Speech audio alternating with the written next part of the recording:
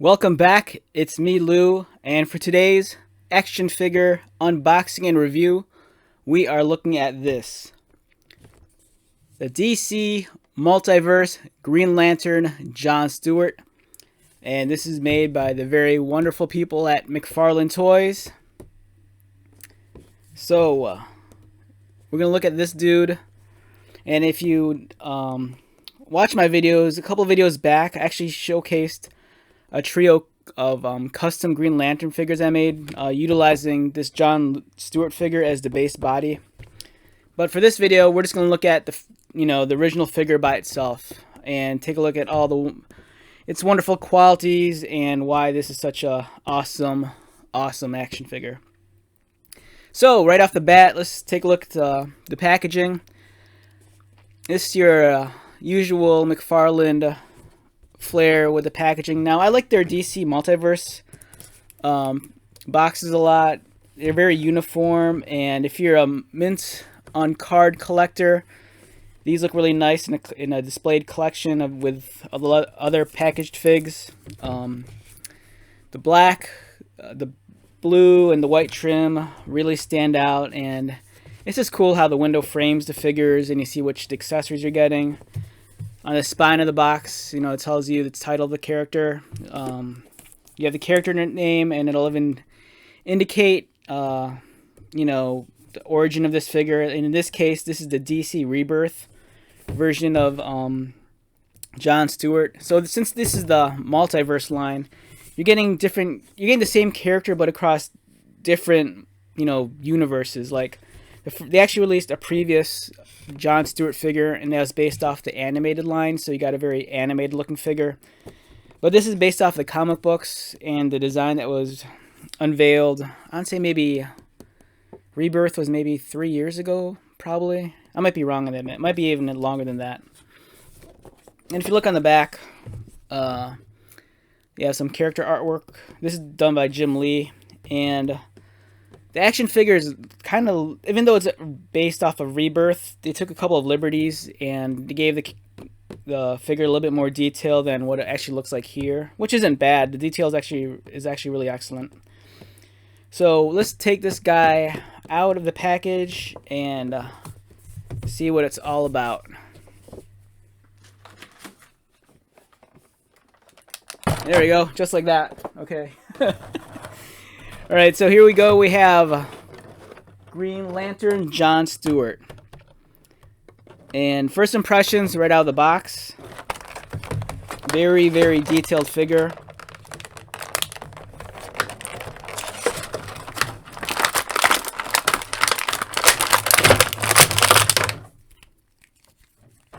Alright, so we'll have John Stewart, the Green Lantern. Comes with this, I believe there's like an ammo backpack.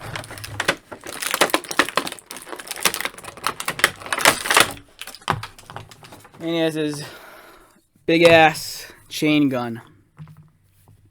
So for many people, John Stewart was actually their introductory Green Lantern, because if you grew up watching the Justice League cartoon, he was the Green Lantern showcase and not like Hal Jordan. So for many people, John's been kind of like, one of the heavies and stalwart characters of the Justice League lineup. And rightfully so. He's a awesome character in the comic books and in the cartoons.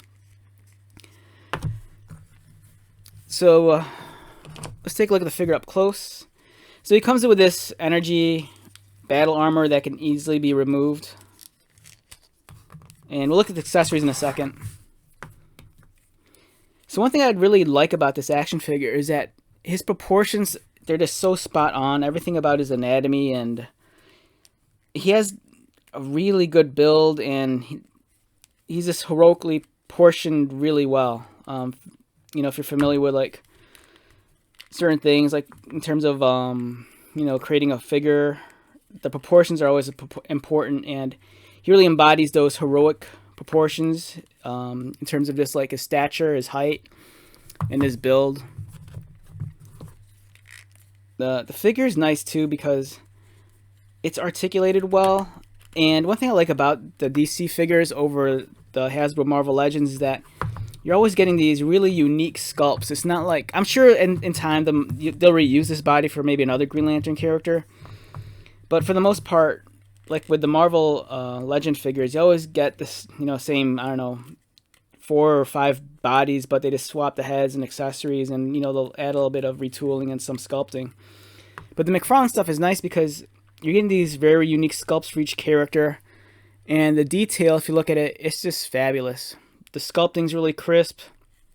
He has like some rib texture on his bicep. He has some raised areas on his abs. The Green Lantern symbol is kind of like a relief off his chest. He has these nice gauntlets. It's a really nice figure. The articulation's nice. You can look around, spin his head up and down. He kind of has a butterfly joint. I'm not sure if it was even necessary because it doesn't increase the range of movement by that much. He has an ab crunch, and I'm kind of torn on this. So his midsection is kind of covered by this almost like a rubbery plastic sleeve. And if you listen to my videos before, I always go on this rant about how I don't like the softer rubbery plastics because eventually they might dry rot or they might just start melting and get sticky. So I'm not sure how long a material like this will last. But for the most part, right out of the box, it's awesome. It allows him to move and bend and flex. But it is awesome. It does have its drawbacks. It looks cool because not that it's seamless, but it looks better than some of the other premium action figures where if they do have an ab crunch, you get those lines cut into the figure. And we'll go into that in a little bit because I actually have another Green Lantern figure to compare this to. But one of the drawbacks is, you push this guy up and then this cover kind of raises off the body and it kind of breaks that illusion.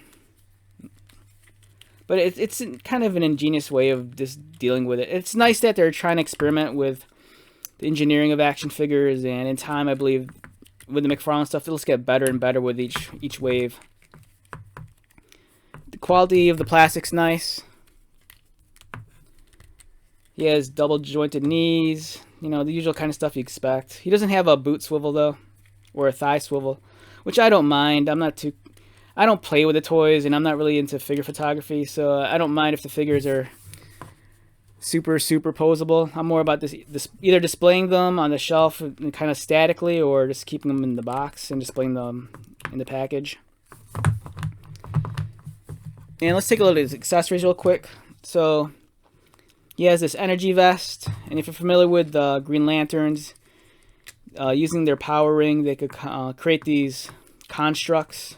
And in the case of John, who I believe had, he has his military background, his constructs are usually military related. So he'll have stuff like guns and stuff like this, where someone like Hal Jordan, he might come up with something a little bit more imaginative, like a boxing glove or something. But for John here, he has this awesome chain gun, and this is a cool accessory. If you're a customizer and you just need a cool chain gun, grab one of these Green Lantern figures, and you can easily just repaint this and use it on another 6-inch or 7-inch scale action figure.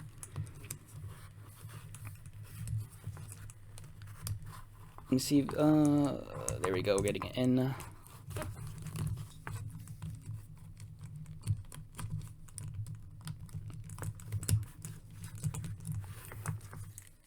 So look at that. Yeah, that's sick. The only thing it's missing, I feel, in terms of this machine gun, it'd be nice if he had some sort of ammo clip that connected to the backpack. Because you've seen that with other action figures, like the old McFarlane's Wetworks figures had that with, I think, Dozer. Some of the Marvel Legend figures that come with chain guns, I think like Deathlock, they'll have the chain gun with the ammo clip that goes to the back. But yeah, that's just a really nice figure.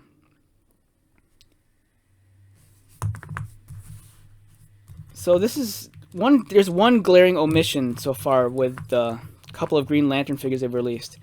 I don't have the animated figure, but I believe it doesn't come with the most essential accessory that a Green Lantern figure needs. and that's actually the Green Lantern. So I was kind of surprised that, you know, they gave him this cool gun and backpack and energy vest, but they didn't give him a Green Lantern. And that's how the Green Lantern Corps, and that's how they, you know, charge their. That's their battery pack. That's where they charge their rings. So I was kind of surprised they didn't give him a Green Lantern accessory, because throughout the history of time, almost every Green Lantern action figure comes with a Green Lantern, and I don't know, it's kind of disappointing, but it gives them something to add in with the future figures. So what we have here is a really nice figure, and we're going to compare it to this guy. Now, this is from DC's, or from Mattel's DC Classics. And this is their John Stewart Green Lantern. And this is a much, much older figure. I can't remember the date when this came out. No, it's not dated on the back either. So, you know, there was a time when the DC Classics, you know, they were like, everybody wanted them. They were a great line of action figures. But it's just crazy that, you know, throughout time, maybe I want to say this figure could possibly be maybe 8 years old by now, or even well, at least this body, it's probably even predates that. The body alone design could be maybe like 10 or 12 years old. But at one time, you know, these DC Classic figures, everybody wanted them. It was a great way of amassing, you know, the DC universe in action figure form, and Mattel was great about making everybody. They made everybody. And they were kind of a precursor to what like Marvel Legends is today. A lot of the DC Classic figures, they shared the same body. Like this was a very popular body type, you know, because it's so generic, you know, this bare body, but then you could easily just paint on different logos, mold it in different colors. You know, I think I have a Batman that shares this body, a Superman that shares this body, a Flash that shares this body. So you get the point. But, you know, throughout the last, I don't know, 10 or so years, action figure engineering has gotten so complex and amazing that you get something like this. So it's just wild to think at one time that this was like this figure here was like considered the bee's knees, but then so many years later you get something that the engineering is just so superb on, and it's on a different. This is just on a different level than this figure. But I don't want to take anything away. These figures are great for the time period, and even today, for nostalgia reasons, they're nice. I like them a lot, and I have a sizable collection of DC Classic figures. Unfortunately, they're all kind of sitting in a bin right now because my shelves are pretty much occupied with other toys. But yeah, this is a nice 6-inch scale figure. This one's, the McFarlane one's a little bit more towards the 7-inch scale. And I love this figure a lot. I like it so much that I really want a Green Lantern Corps.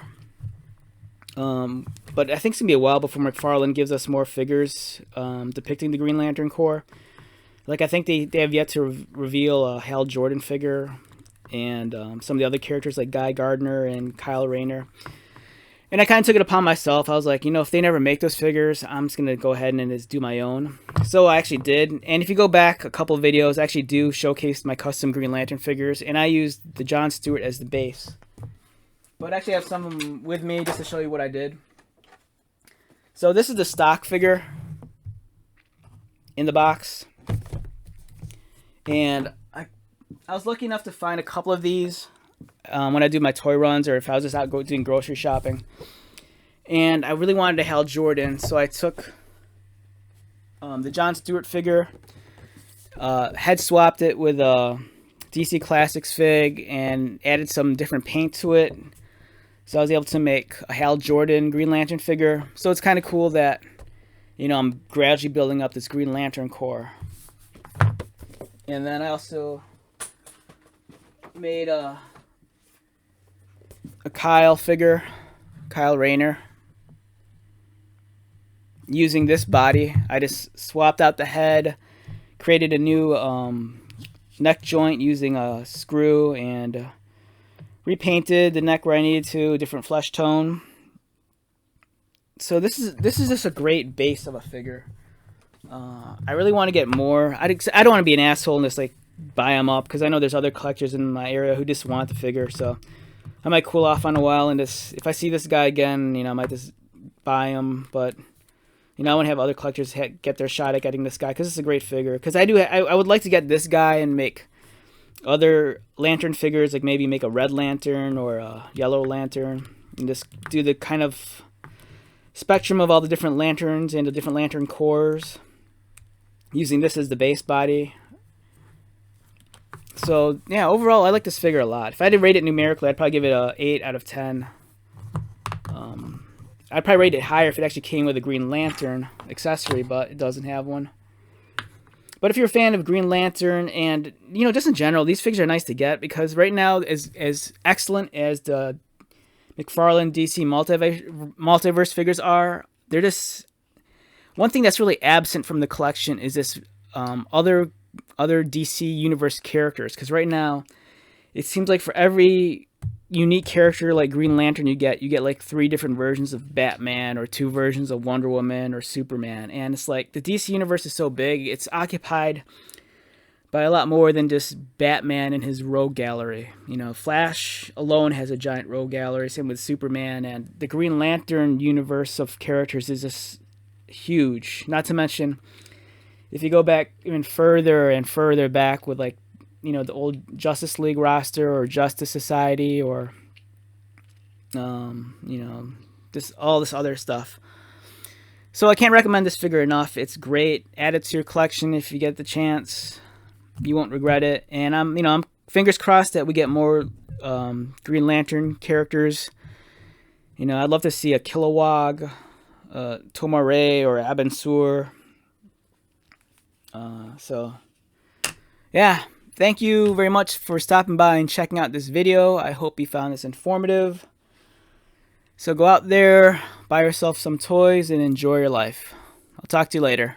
Bye.